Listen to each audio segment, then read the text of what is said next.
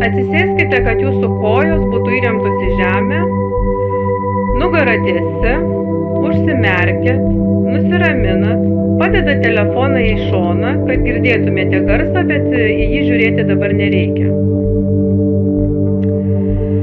Įsivaizduokite, kad jūsų kojos tai yra šaknis.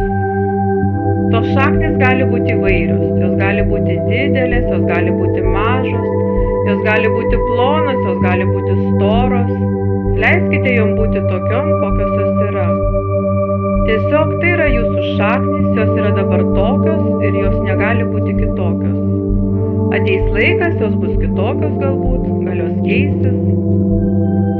O jūsų galva tai yra šakos, kurios remiasi į dangų. Šakos irgi gali būti labai įvairios.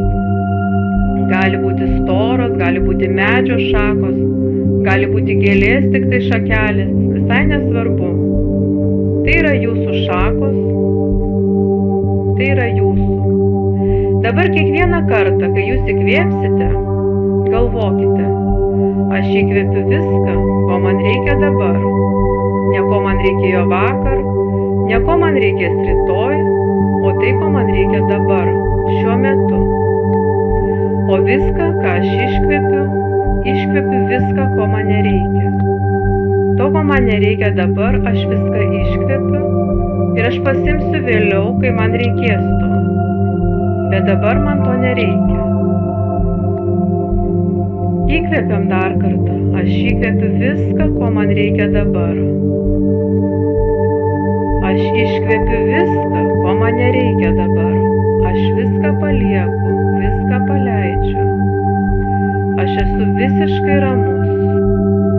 Aš įkvėpiu viską, ko man reikia dabar. Tik tai dabar.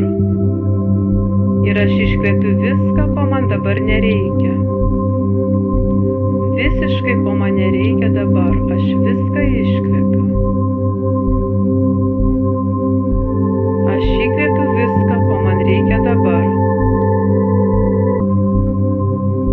Ir aš iškvėpiu viską, ko man dabar nereikia.